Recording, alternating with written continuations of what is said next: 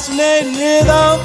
It's wonderful, long ago and far away. Isn't it a pity? Shall we dance? How long has this been going on?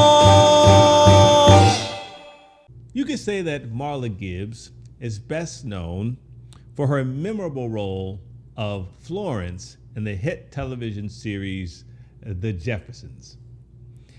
She gained international notoriety, and after 9 seasons with The Jeffersons, Miss Gibbs landed a spinoff, Checking In. After The Jeffersons was canceled, she, along with Norman Lear's Embassy TV, sold and helped produce a series for NBC, 227. It became a 5-year hit series, now in syndication.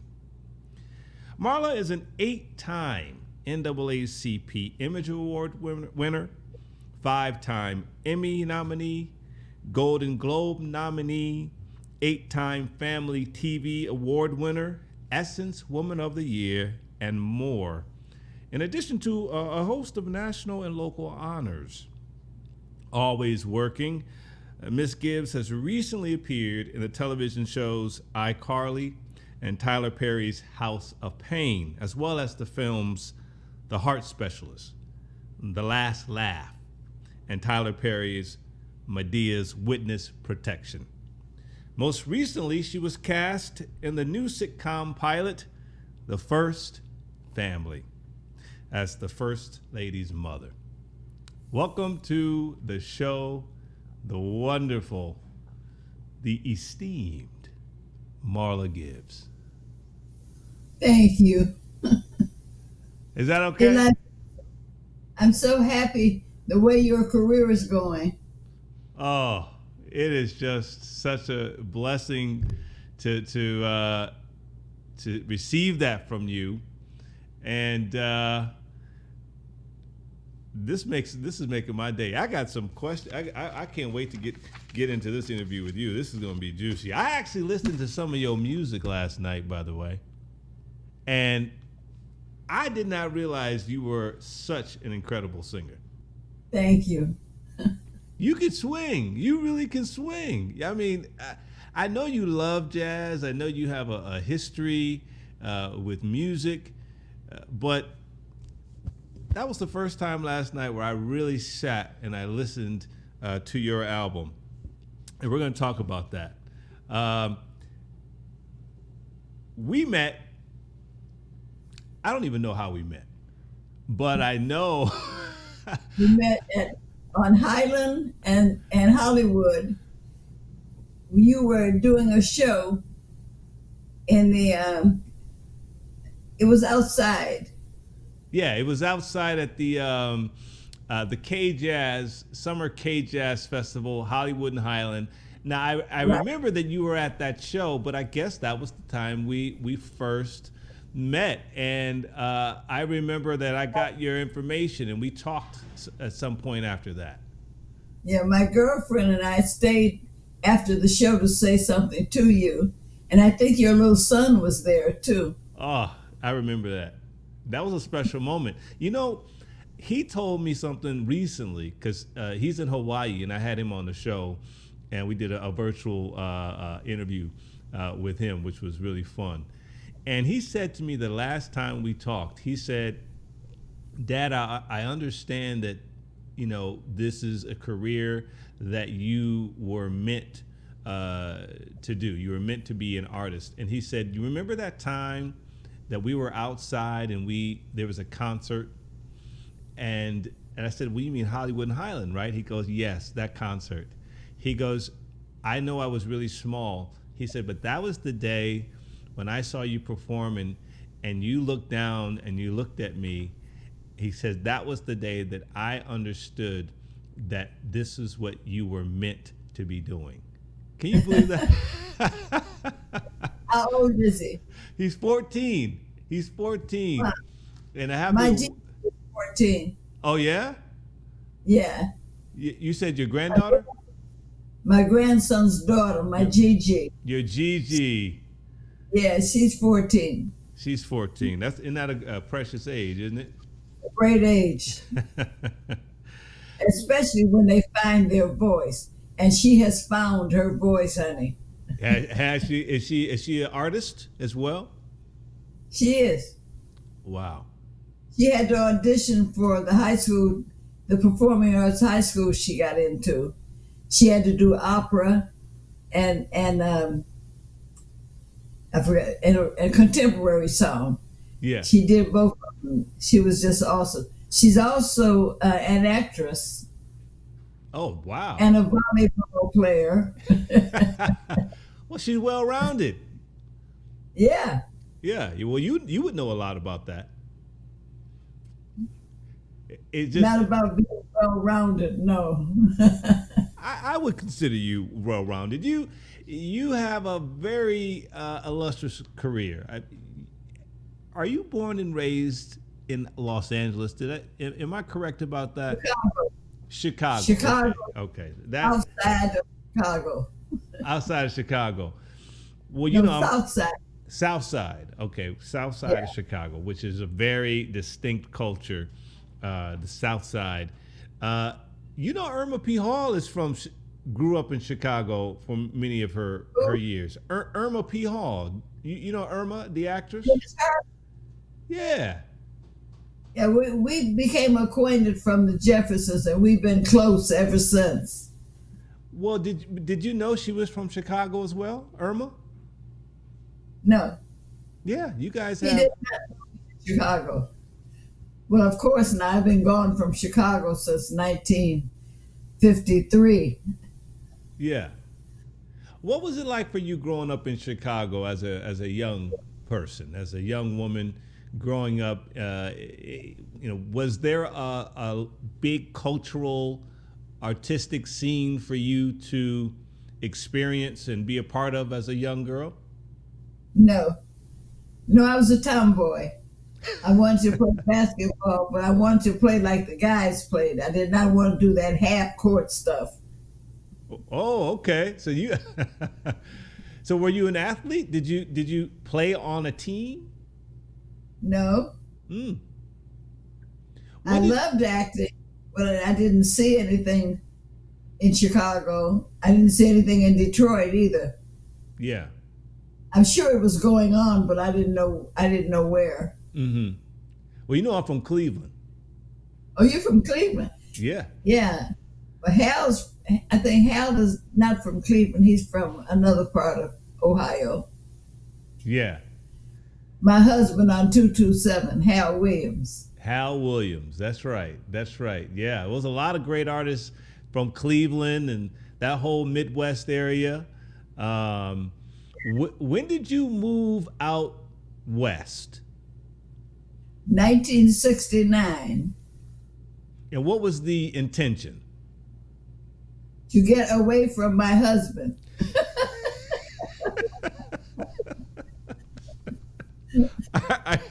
Are you serious? Yes, I am. So you chose California because it was so far away, or because did you know someone in California? My sister was here. My Okay. sister had been here for quite a while, and she had been talking to me about moving out here. I did come out one year when I was ill, and I fell in love with it. Mm. But my mother and my husband thought I had lost my mind, so they didn't want to come out to California. That's a long way. That's a long way from Chicago. Now, when you got to L.A., were you just working as a regular person before you developed this inkling to go? But I worked for United Airlines, That's right. and That's right. I've been with United Airlines for over 10 years. So we had, so in other words, they helped me move out here. Mm, Well, that's good. They help set you up on the West Coast.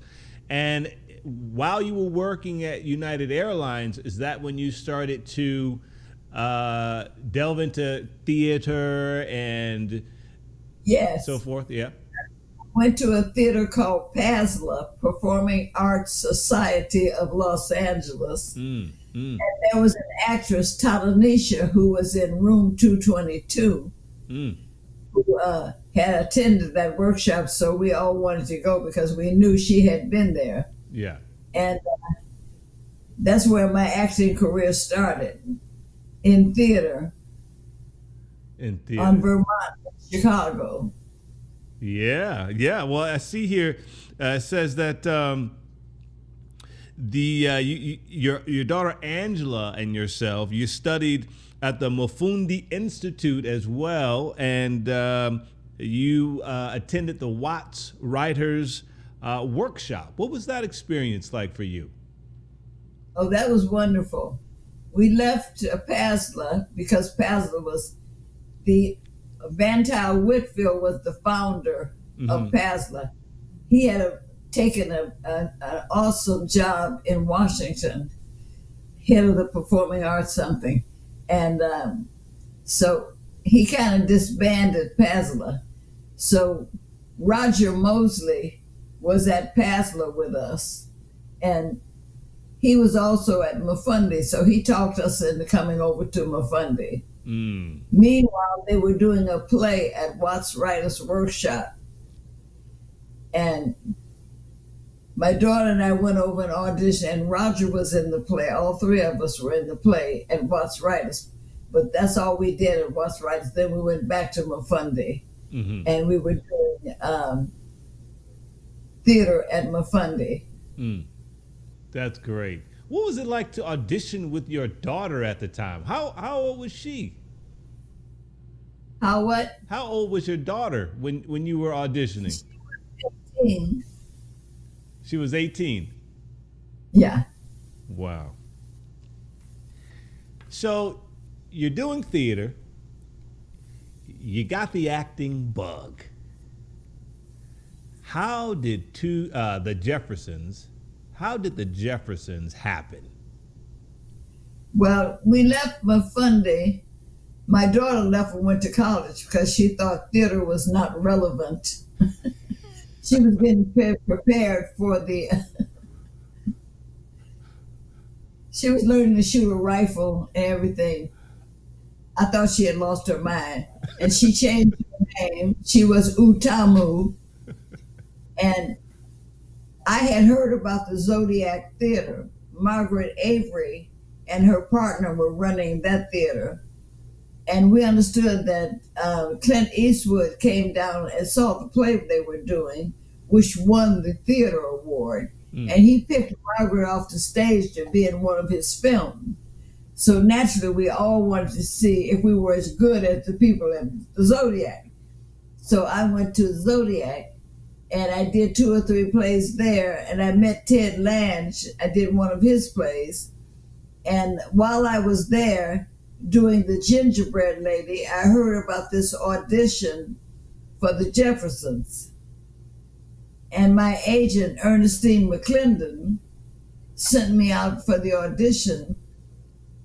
And the character I brought was apparently what they wanted. So, and she reminded me of the people in Chicago. Yeah. So I got the part. Wow. And that started everything. And you were still working. While. I worked 2 years more at United Airlines. I had been there 11 seasons, and I wasn't ready to quit because one monkey don't stop no show, and a bird in the hand is worth 20 in the bush. So I wasn't going to give up my unlimited passes at United, and this TV thing may not go. So I stayed at United for 2 more years until the show asked me to take a leave of absence. They thought I had quit. They thought you had quit. That They is. said, "Do you still have that job?" I said, "Yes." He said, "Well, we thought you had quit." I said, "You haven't told me anything to make me quit." He said, "Well, aren't you tired?" I said, "No, I'm not tired." So how would you work out your calendar? How are you able to continue to do both with the rigors of your TV Well, I schedule? was working part-time and I was working nights. Mm, Because I had 10 years experience, I had a choice when it came time to picking your shift and your days off. mm, So I could always pick weekends if I wanted. But I didn't want weekends. I wanted Monday and Tuesday because we did a run through on Monday and we taped on Tuesday for the show. mm.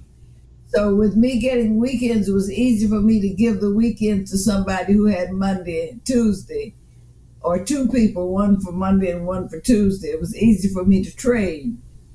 So I did that. And then after a while, it was hard for them because the midnight girl was always late coming in. So they needed somebody to stay. They were always asking me to stay a little longer. So I said, well, why don't you just move my shift and let me work a little longer? And that'll cover the time for the midnight girl to get here. Yeah. So they did, and it all worked out. Well, God is awesome. So God is awesome.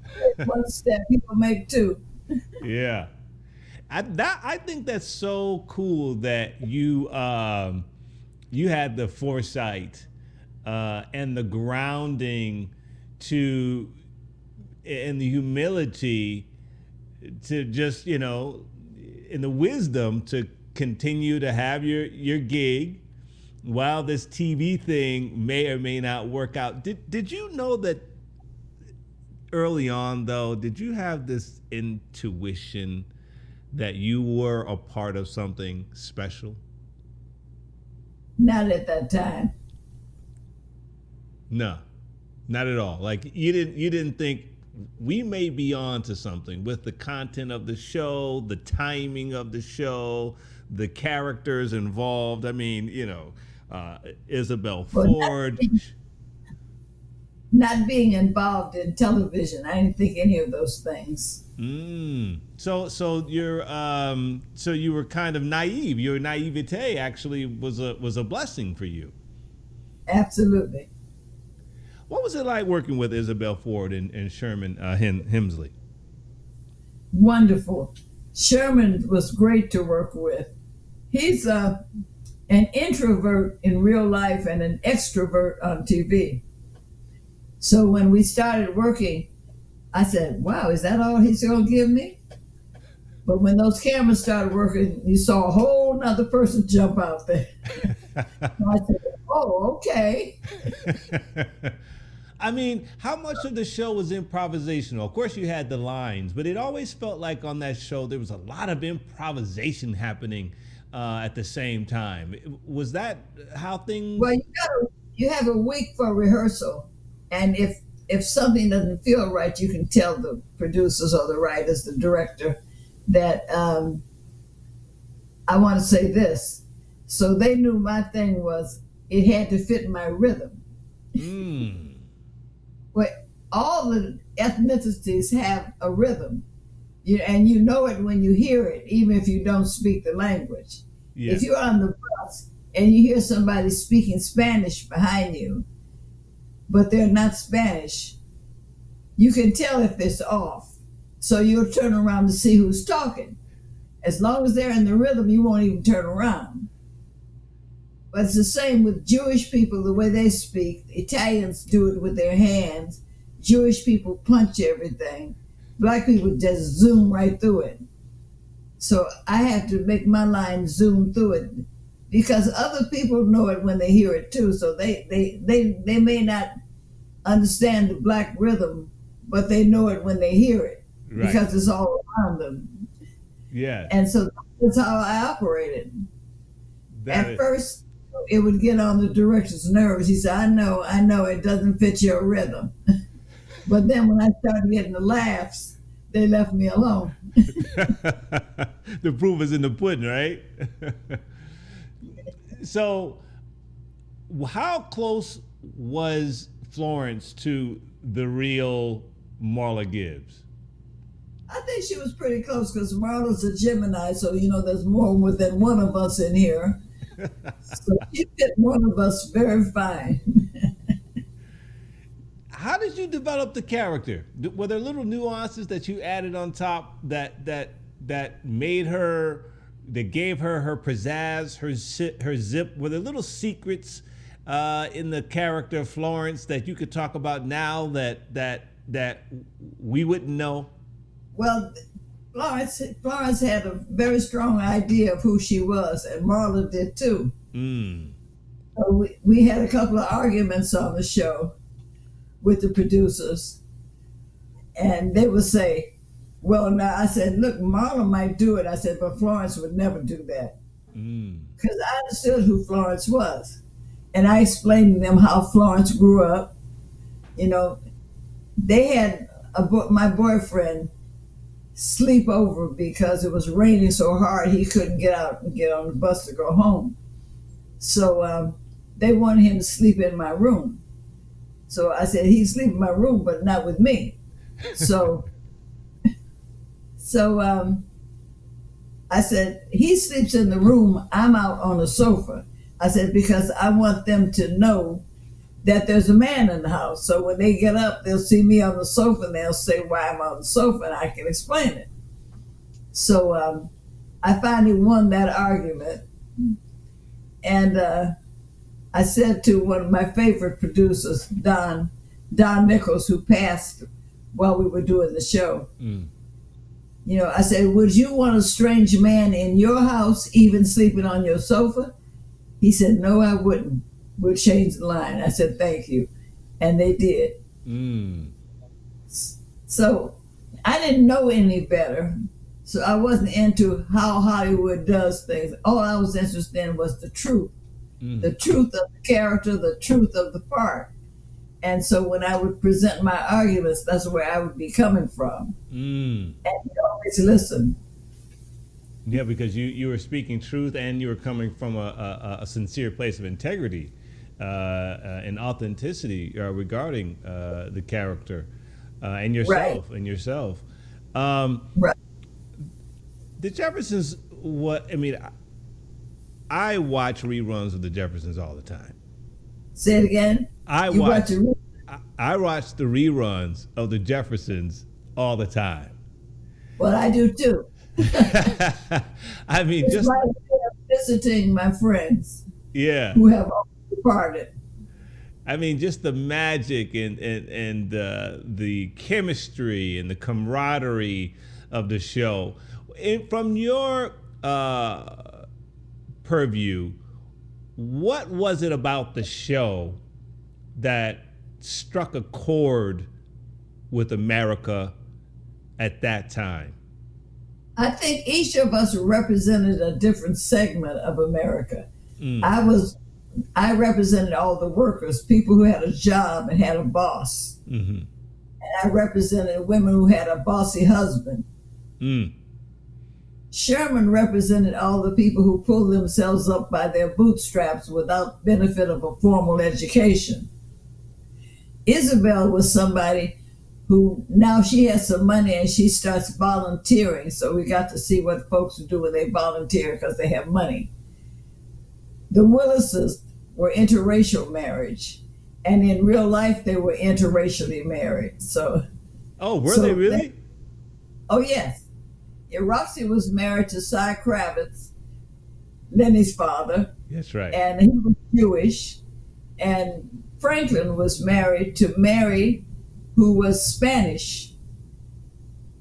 She had been a Spanish dancer. Wow. Very, very beautiful woman. And then we had Ned Werdemer, Ralph the doorman, who's married to a Nigerian woman. So we had a lot of mix-up on the show. So we all understood all different facets. Yeah. And so we represented different people in the community. Then we had Berlinda, who played Jenny, the daughter. She represented all the young people. Her father was a mix. Her family was mixed. Her mother and father were black and white. And then we had the Jefferson son. So we had different things, parts of the community that people could relate to. Yeah. That's amazing. That's incredible. So the show went for a total of 11 seasons. Am I correct? Right. And you were with the show 9 of those 11 seasons. Or were you there the whole time? I was there the whole time except when I went off to do the spinoff, which didn't, that's what we're talking about, a couple of weeks, 2 or 3 weeks. But it didn't last. I left twice. I left to do checking in, and I left to do, oh God, I forgot the name of the others. Oh, it was a hotel show. Yeah. Why did the show ultimately go away? Well, the first time I went off to do a spinoff, they had a writer's strike. Okay. And when they have a writer's strike, you can't write. And our exec producers were so busy being cute on the beach, flirting with these girls, they were not writing. I guess they thought they got plenty of time, but they didn't. So now the show ended and you can't write anything and you don't have anything. And I had mentioned in my contract that if this show doesn't go, because I didn't want to leave the Jeffersons. So if this show doesn't go, you put me back on the Jeffersons and you pay me for anything I miss. So they had to hurry up and put me back on the Jeffersons. Yeah. Wow. I had learned that from Whitman Mayo, who did Sanford and Son. He left to do the spinoff, and when it didn't go, he had to go back almost to the beginning, salary-wise and everything. So I said, oh, that's not going to happen to me. Why did the Jeffersons ultimately go away? Say it again. Why did the Jeffersons ultimately go away? We don't know. They never did tell us we were being canceled. We were on 3 times, 2 reruns and the new show. So they figured people will not know the difference. They still see us twice a week. And so they didn't mention that they were canceling us. But somebody heard it because our friends told us. Isabel, till the day she died, never got over that. They didn't have a spinoff. They didn't have an ending show, anything. So the show just went away. They're just new episodes. Yeah, new episodes just stopped airing, but they were already.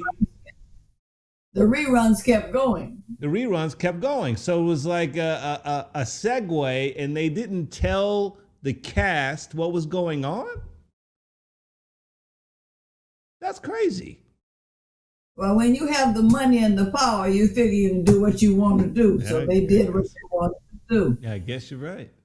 Wow. But I had a wonderful friend who was the president of Norman Lear's company, Glenn Padnick. And Glenn was my adversary. He was on my side all through 227. I loved it. I think that the whole story of 227 is very intriguing to me because your daughter, Angela, wrote the play. No. No? Christine from Chicago wrote the script. Okay, I stand corrected. And Edmund Cambridge, well-known director from Broadway and New York, everything he did, everybody, Black theater, he was well-known. So he wanted to do the play. So he showed it to my daughter and asked her if she could get me to do it. And Hal was one of his actors in most of his projects. So he had Hal, and she got me to come and do it. So we did the play, and it ran. And we thought we had the theater called Crossroads Arts Academy, and we were going to run the play, and then we had another play coming in, so we had to take the play down, put the other play up, and then put the play back up. We ran for about 6 months, and in that time, everybody came to see it. And so Norman Lear had heard about it. He saw me on the lot because I was still doing the Jeffersons, and he said, I hear you got a great play. I said, yeah. He said, well, I want to see it. I said, well, you better come tomorrow because we're closing tomorrow. So he said, well, call my office. So I did. And They came down to see the play, and they had to sit all the way in the back. We had a 99-seat theater. They had to sit all the way in the back because we were packed. And then he asked me, well, what are you doing with it? I said, well, I'm talking to Columbia, and I'm talking to a couple other people. He said, well, have you signed anything? I said, no, because they haven't got around to talking about no money. So he said, well, call my office. He said, why don't you and I do it? So I said, well, okay. This is home. So that's how I ended up with the show. And Brandon Tartikoff, who was, I guess, the president of NBC at the time, he had come to see it with Scoey Mitchell. And Scoey Mitchell was an actor, a black actor who was well known. He brought him down to see the play. And Scoey wanted to do the show with the play. Yeah. So they were talking about it, and they came down, and so I came out, and Scoey said, I want to introduce you to Mr. Tartikoff. And I said, oh, hi, thank you for coming. And I left him. I guess they thought I was crazy. I didn't know who Brandon was. I was just thanking him for coming to the show. So we didn't get to talk or anything. And in the meantime, Norman sees me, and he comes to see the play. Now I'm talking to Norman, and I told him that Brandon had been there, and that's NBC was interested.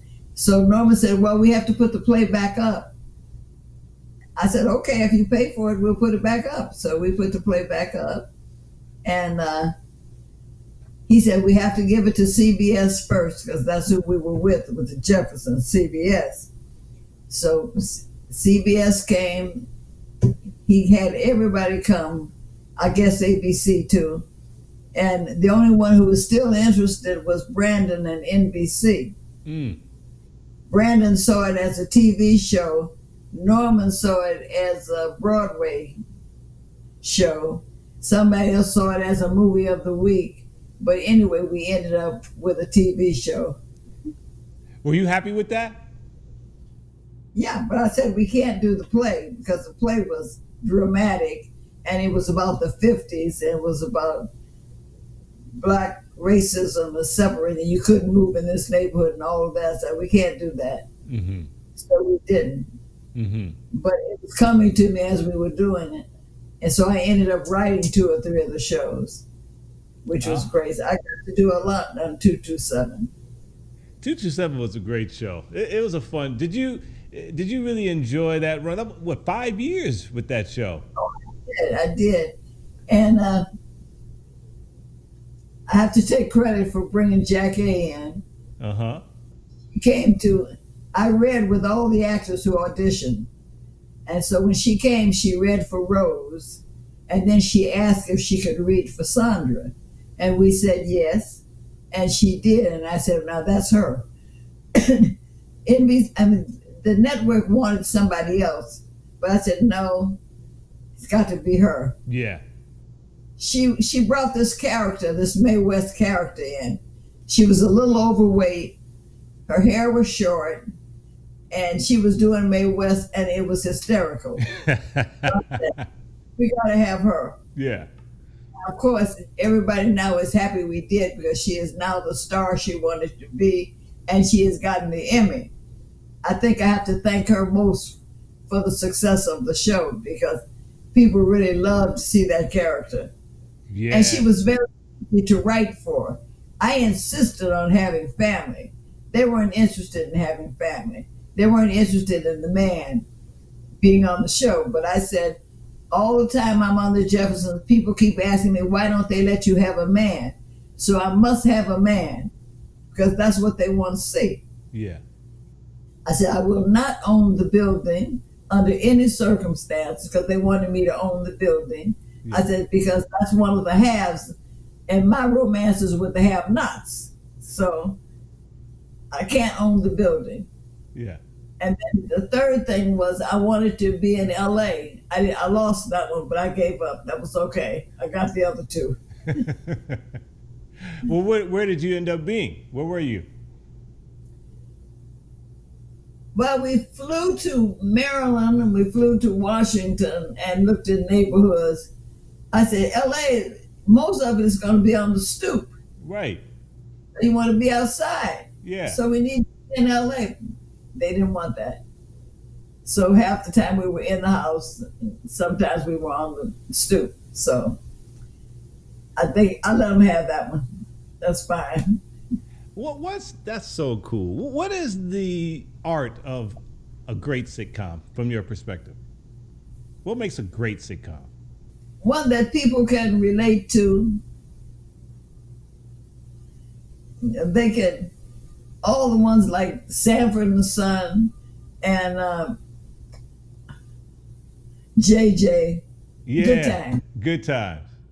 Yeah, it has to meet the approval of the audience. Mm. The audience can relate to it. They know somebody like that. Mm-hmm. Mm-hmm. Yeah. They know a couple like that, or they want to know what that's like, and Yeah. you show them what that's like. So it's all interrelated with your audience, really. Yes.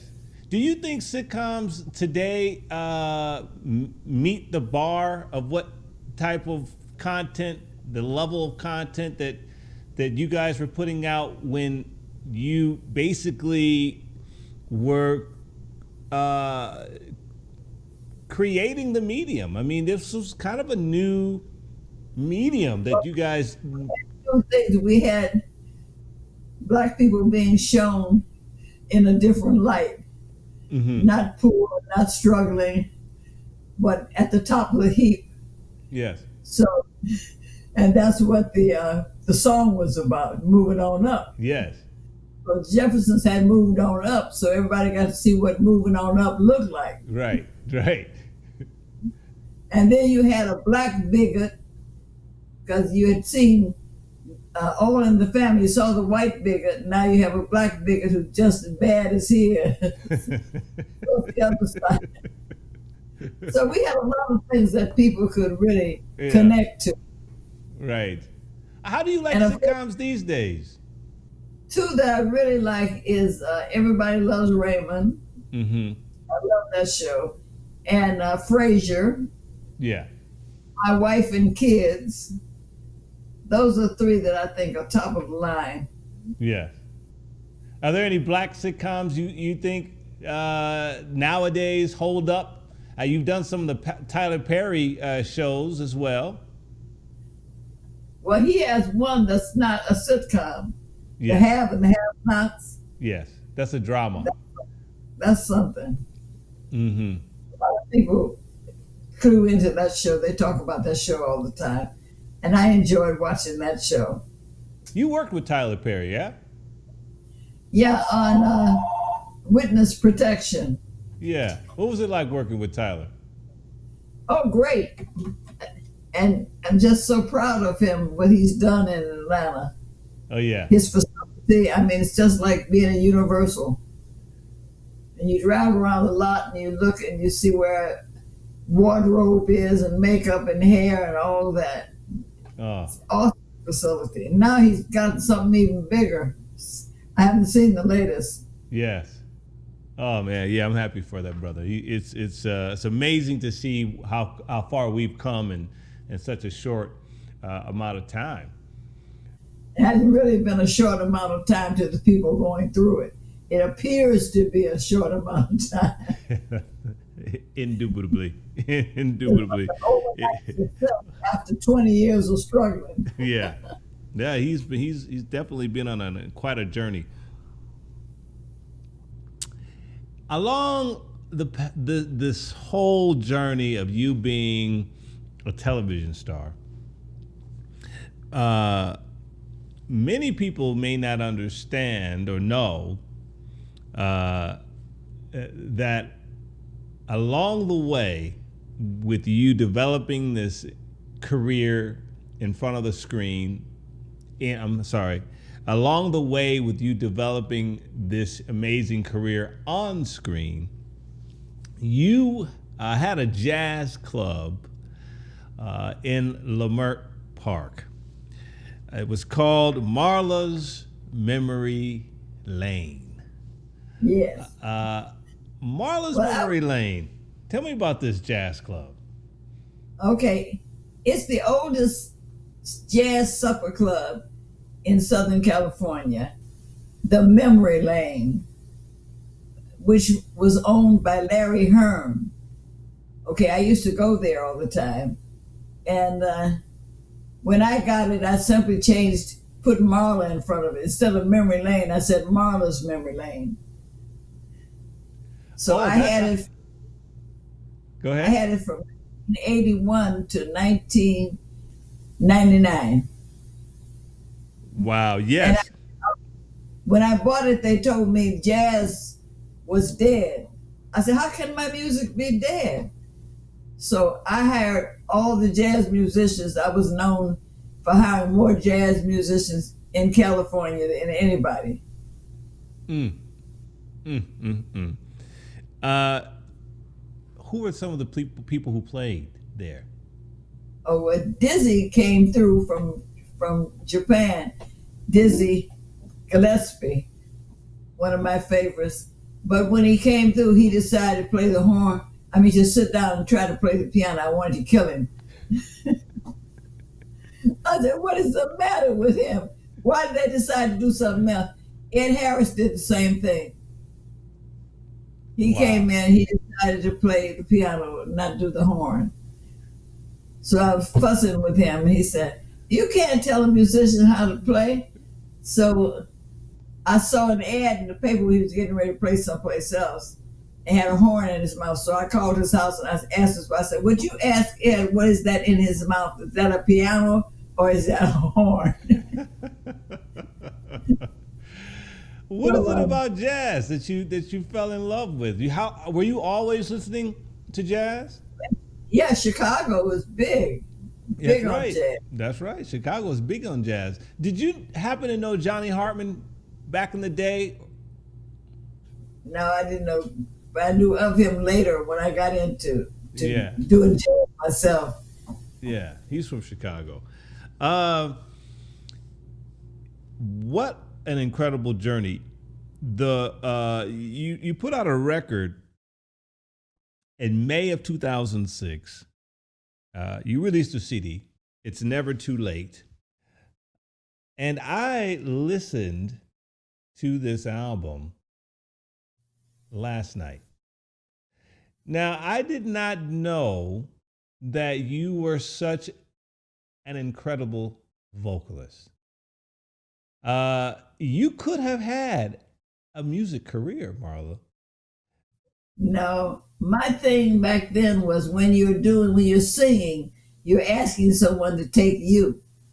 When you're acting, you're asking them to take the character, and you don't care whether they like the character or not. When you're singing, you care whether they like you or not. So I was too shy and so insecure, I never could have made it. I was always trying to emulate exactly what Sarah Vaughan did, exactly what Billie Holiday, just the way they did it. I didn't have my own version. I was going to ask you, because I hear those voices in your sound. By the way, for those of you who are listening or watching, you can listen to this CD on Spotify. It is available. I was going to ask you about your influences because I can hear these voices in you. Yeah, Dinah Washington from Chicago. All the time, Dinah. Sarah Vaughan. Then I'd get to go see them because they came into the community. I went to see Billie Holiday, but the day I showed up, she didn't show up for work. And that was the last time I guess she went off into her thing. Oh. And so I never got to see her perform live, but I listened to her incessantly. I listened to Billy Eckstine. Yes, Billy Eckstine. He's Billy one of my favorites. Yeah. I apologize. I apologize. You know that song, It's Never Too Late. Who wrote that song? I did. Marla, come on. You wrote that song? I'm sorry. We were going to name the album It's Never Too Late. And I said, I want a song to go with it. So about 4 o'clock in the morning, I woke up And Spirit gave me the song, word for word, the sound, everything. So I sang it. H.B. Barnum is the one who talked me into doing the CD. And he was the manager for Aretha Franklin for a long time. So I called his house. I know he was asleep, so I sang it to his voicemail. But then I never forgot it. I didn't want to forget it, so I did that night. I called his house and sang it. And so we opened the CD with that. We still named it that, and we had a song to go with it.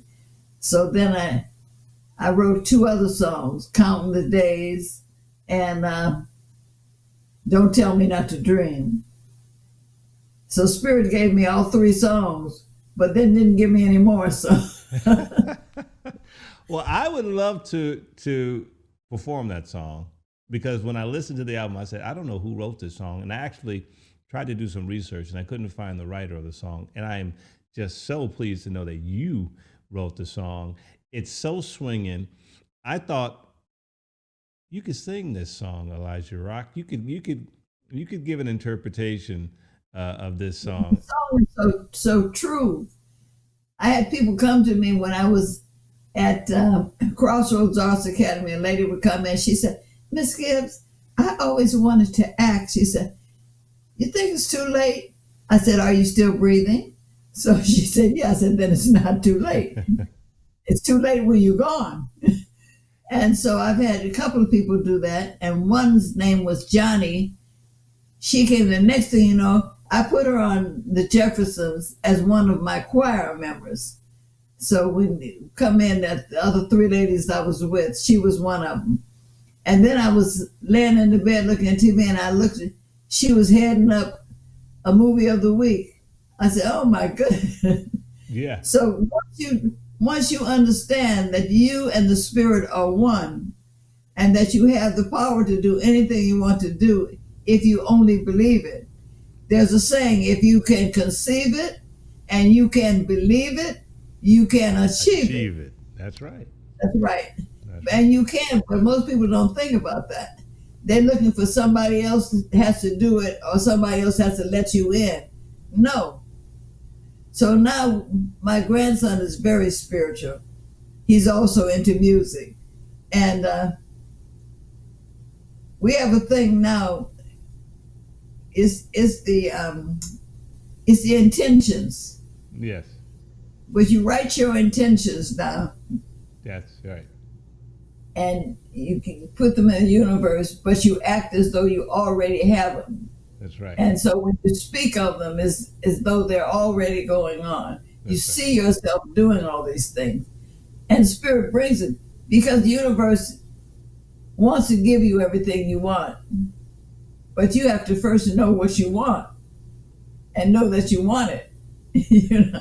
That's so that's so true. To be intentional and that's why, Marla, for me, prayer and meditation has been my daily practice.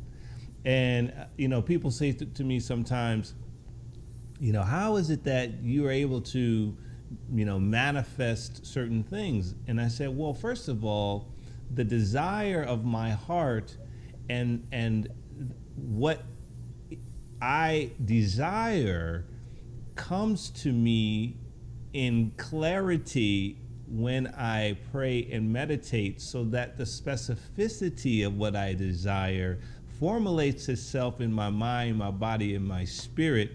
And so then the universe, God gets to just do what God does, which is bring me what I desire based on the specificity of the desire. And you can only get the specificity when you're quiet. When your mind is going so crazy, how can you receive the clarity? Right. It also brings you what you don't want. If you keep talking about what you don't want, they'll give you more of that. Right. If your focus is on the things that you don't want, then you're gonna get more of that. That's right. I can't wait to talk to your grandson. I owe him a call, and we're gonna talk, because because we resonate collectively on this. He's big on meditation. Yes. My mind moved so fast I could not get into meditation. I'm still trying to get into meditation. Are you? Are you? I'm doing it when I don't know I'm doing it. Sometimes it's not about sitting and you someplace and you just sitting quiet for a minute. So actually you're meditating, but it's not called meditation. Yes. You know? Yes. There are many forms So of I'm meditation. still trying to get the hang of it. Yes. Yeah, sometimes just walking out in nature is a form of meditation. I think just the quiet time is a form of meditation as well, where the imagination just gets to roam without all of these, extraneous thoughts and fears running amok in our minds. And that's what I hear you saying, is that there's clarity, and because how God, there's a wonderful quote, God can't move a parked car. So you can have all the clarity in the world, but then we have to do something.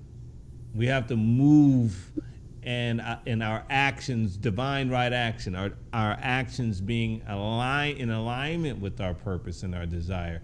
Where did you begin to really understand these spiritual, metaphysical principles? All your whole life? Because a lot of people. That just happened out here. As a matter of fact, it happened in the last few years. Because before that, I was so intimidated. And so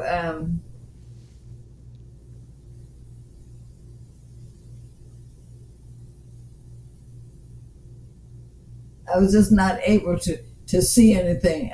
The way I was brought up was, I just finished my book, so we're going to get the book out too. But the abuse and the way I came up was not encouraging at all. So everything was in my head, but I was never encouraged to do anything. I was matter of fact told that you can't do nothing, So Spirit had everything laid out for me when I arrived in California. I just had to get here. So I had to thank everybody who did something that made me uncomfortable and made me sad, because they were doing their job. If they had done anything different, I probably would have stayed there. But they made it so uncomfortable for me, I couldn't stay there. So that's the job that you have to understand. People are put in your path for different reasons. Some to encourage you to go forward without sounding like encouragement. If my husband had been the kind of husband I wanted, I would have still be, because that was my the best thing I wanted to do was be a good wife and a good mother. So I would have still been there trying to do that. But he made it impossible for me to do that. Probably because he was insecure too, as he told me before he died. Don't you understand? I was insecure too. No, I didn't understand any of that. But when I got here, everything was laid out. I couldn't believe it. I found a house, and my children were in Catholic school, so there was a Catholic school.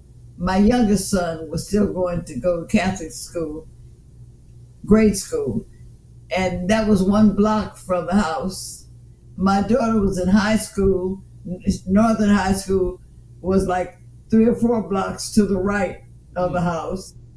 And then I had to go to United Airlines. The bus, we were right at Olympic, and the next big stop was Wilshire. Yeah.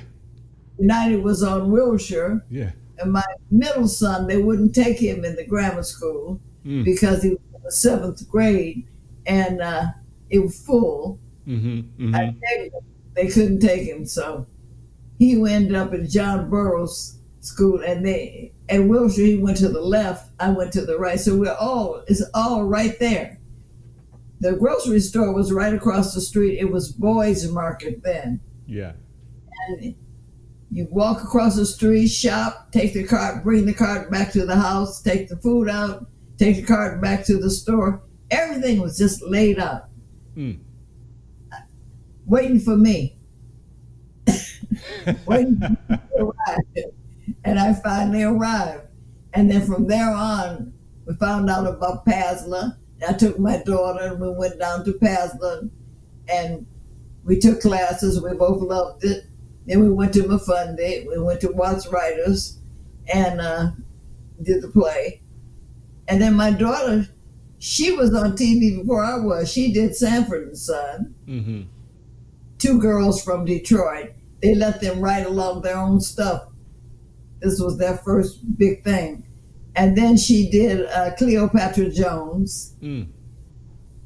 He had come, the guy that wrote it had come to Mafundi and saw her on the stage doing Angela Davis. And he wanted her in the movie. Then after that, she did The Young Nurses, where she was starring in it. But at that time, they wanted a lot of the actresses to take their clothes off, and she didn't want to do that. And so she decided acting wasn't relevant. So she went off to college. And now she's back. But she would have been in the top if she had stayed, because she was being cast all the time. Wow. And I was in the basement changing clothes for Sweet Jesus Preacher Man. She had a, what do you call it? The little dressing room. She had the, the building. It's not coming to me anyway. She had one of those, her own. Yeah. And I said, she was in the big time. I was scrounging around trying to change clothes behind something. What do you say to people, young people who want to get into show business nowadays? What are some pieces of wisdom? Whatever you want to do, learn about it, study the craft. Don't just want to be on TV. Learn what it's about. Now, I didn't do that, but that was different. But you can't do it. I can't tell them what to do. My journey is my journey. Their journey is their journey.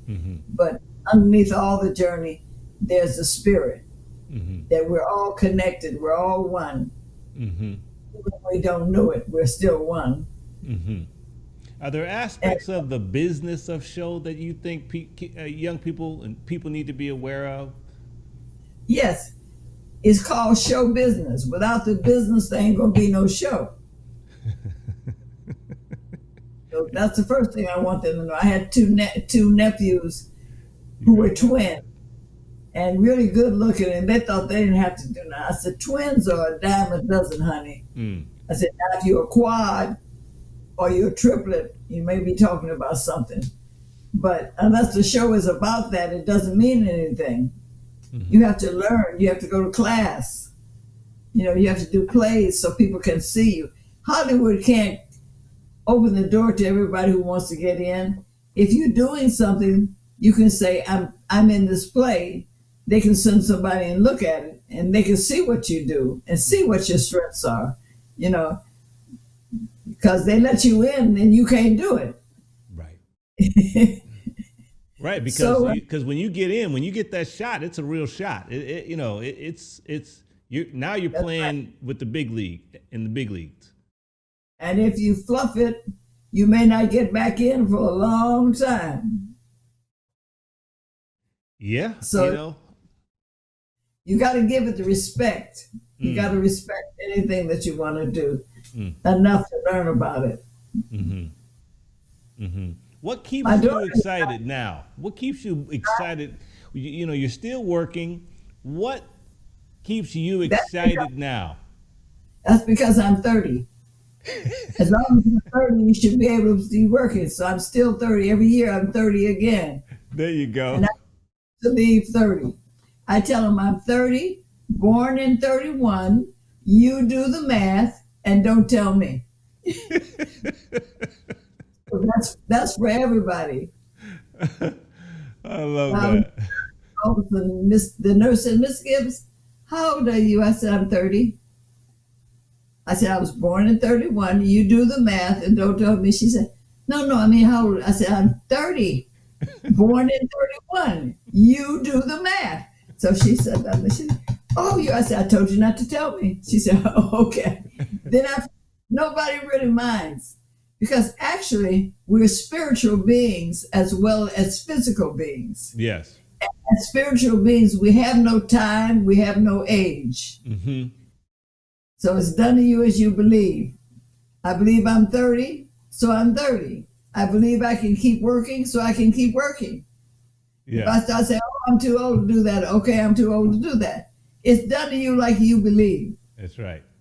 That's right. I totally agree with that. And the reality is that, you know, in every story, any family story, you know, we need the full spectrum of the range of colors and the range of quote unquote wisdom, experience, age, and all of these things. And so, you know, you are as relevant now as an artist as before. And actually, would you attest to the fact that you get better as you season? Well, practice makes perfect. Practice makes perfect. How are you liking this new show that you're on? This wonderful new show that you're on called The First Family.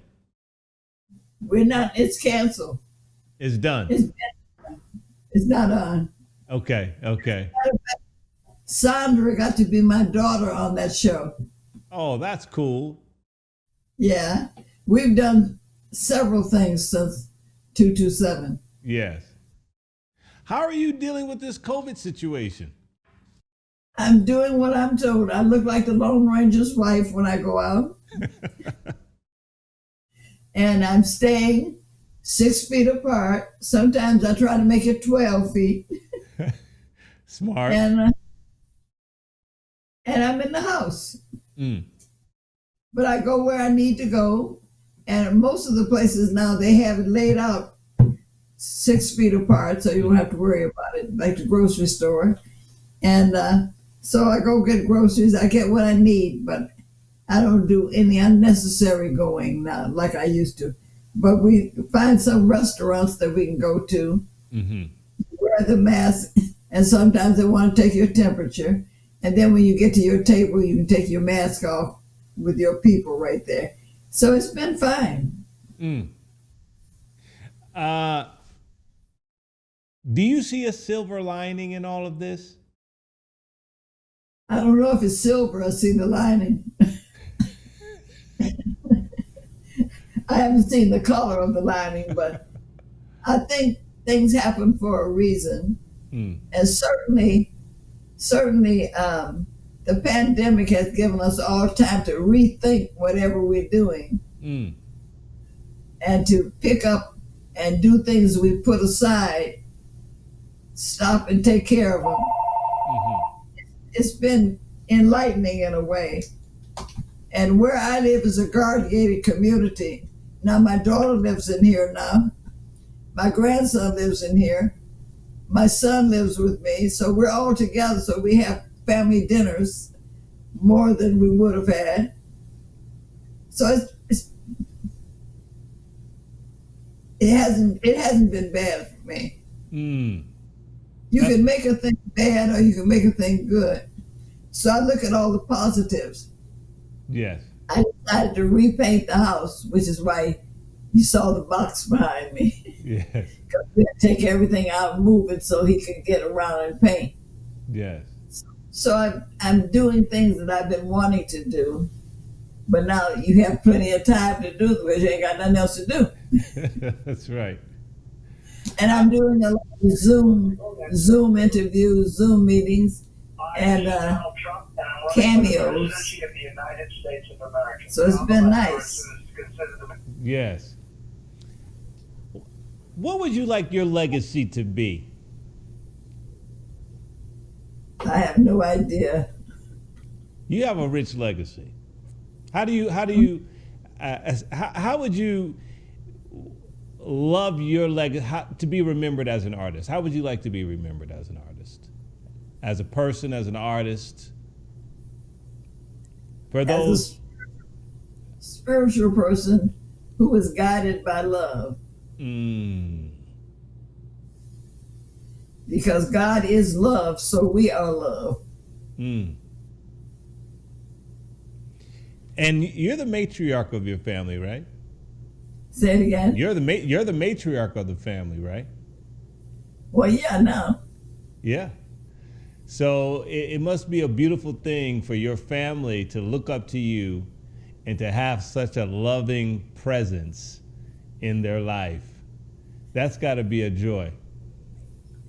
Well, I don't know if it was all that loving when they were growing up.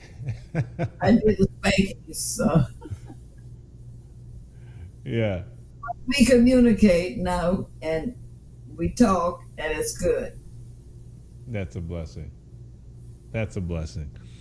It has been such a joy to have you on this show, to be here with you virtually. I haven't seen you in so long, so to have you here virtually is just such a joy.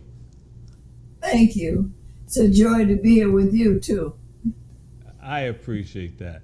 I have one more question to ask you. I wrote a book, and it's a book about courtship. About culture? Courtship. Men courting women. Oh, courtship. Courtship, yes. And so I would like from your wise experience to define from your perspective the essence of courtship. I never had courtship, so I'm really not the one to ask. That is a profound answer. You haven't been single after your divorce your whole life. You've dated, yes? Dated, no. If you were to have courtship, what would it look like? If you had it, if you were to have it, if you had it, what would courtship have been to your liking? One who was a friend, who listened, who communicated. Most of my affairs, they were emotionally unavailable. Emotional availability would be important. And me feeling like I didn't deserve anything. Growing up feeling like that, I didn't know what to do. So I am not the one. I'm not the best person to talk about with courtship. I appreciate your authenticity around that, and the reason why I'm so happy you're so vulnerable about that, because it's important for people to know that there was a time where you felt that way versus where you are today. Because the thing is that when people see you and they've seen your success, there's in my opinion, you think this person has it all. This person is successful. They are on national TV. They are, for all intents and purposes, a household name. She's famous. And yet you had all of that, but yet you were unfolding and growing and becoming your greater yet to be, the Marla Gibbs we see and hear in this moment. And I appreciate your vulnerability, because some people may not be so open about, at the height of their careers, they were still finding their confidence and finding and growing and maturing and all these things. So the fact that you answered it that way is actually a blessing to me and so many people, because it lets people know, hey, you know what? You may look good and smell good, but you still may be on the journey to discovery. And that's okay. And also, the people who are insecure know that they can get out of that. Yes, they can get out of that. And some of the people who look the most successful are the most insecure. I'm so sorry that I was insecure, because I think I put a little of that on my daughter, and now has a hard time. Alejandro, the great director who won the Academy Award for Birdman and the last one he did, he called her up on the phone and she said, guess, she just loves him. Guess who called me? She said, Alejandro. And he wants me to go meet with Michael Keaton. And she met with Michael Keaton, and he liked her. And so when they went to New York to shoot, they asked Michael if he thought he needed her. He said yes. So they brought her to New York. She was there for the whole filming, sitting beside Alejandro. And then he called her back for The Revenant and had her fly to New Mexico and meet with these Native Americans that he liked the look of, to see they were not actors, to see if she could coach them. And she coached all the Native Americans on The Revenant. And then he just decided she was a genius. He wanted her to come to Mexico and they do something together, but I guess he's doing something else. They haven't done that. But in the meantime, that opened the door for her. She has become the premier coach. She coached the guy for All Eyes on Me. Wow. And she's coaching Thelma Hopkins now, but she also coached the young lady who just did a big film, but people are calling her. She can't get a minute now because she's got to coach all day. But of course, she's an actress also. Yes. So we both did NCIS separately. We flew to Canada and did the show Love Jack together with Mike Epps, yeah, whom I love. This is crazy. I love Mike. From Cleveland, by the way. Yeah, he is. So, and her thing is she wants to direct. So AFI called her and said there's a project they thought she'd be right to direct. So she met with them. She broke it down. She broke down Alejandro's stuff to the point where the guy said, "Are you Angela?" He said, "Yeah." He said, well, Alejandro keeps asking for getting Angela's notes. That's great. So she's great, and she doesn't realize it, which is okay. Look, you stay down to earth. Yes. But you have to know you can do things. But God is bringing it to her anyway. That's amazing. Well, I would love to meet her, and I love to interview her. So let her know that I'd love to have some time with her and share. Did you ever see the show Black Jesus? I did. I have seen some of that. Yes. She was Miss Tootie on Black Jesus. Oh, wonderful, wonderful. Okay, I'm going to check that out. Yeah, people run up to me and say, "I love you. I love Miss Tootie." Yeah, that's right. Great character. Give her my regards, if you will, and maybe we can get her on the show. It'd be wonderful to interview her as well. Thank you for your time. This has been a blessing. Thank you for having me. Now I know what a podcast is. Yeah, this is a podcast. It's a vidcast, and I look forward to sharing this. I've been zooming all over the place. Yes. Well, this is the new normal, and I appreciate your time. Thank you. How long has this been going on?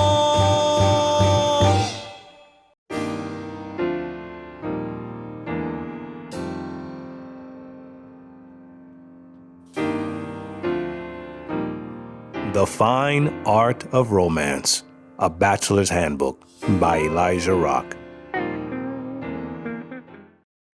Singing a song in Spanish, Te Encontré, which translates as I Found You.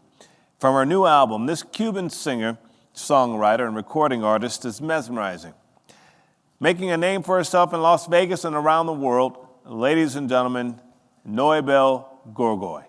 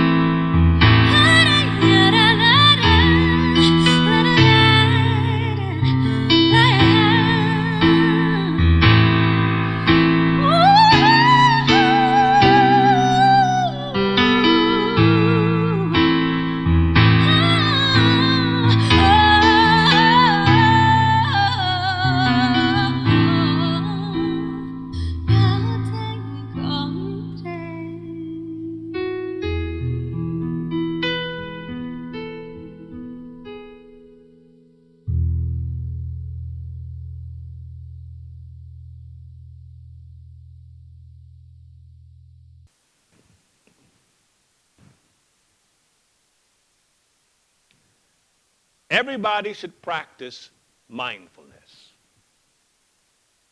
Relief, peace, well-being, joy, and better relations with others will be possible if we practice mindfulness in our everyday life. I am convinced that everybody can practice mindfulness, even political parties, even the Congress. This is a body that holds the responsibility for knowing the nation's situation well. And knowledge of this kind requires the practice of looking deeply. If our elected officials are not calm enough, do not have enough concentration, how can they see things deeply? If they are not able to listen to the people or to their colleagues in the Congress, if they are not able to speak with loving speech, then there will be much left to be desired. It is necessary for politicians to practice calm, to practice stopping, and to practice looking deeply. You who are journalists, writers, citizens, you have the right and the duty to say to those you have elected that they must practice mindfulness, calm, deep listening, and loving speech. This is a universal thing taught by all religions.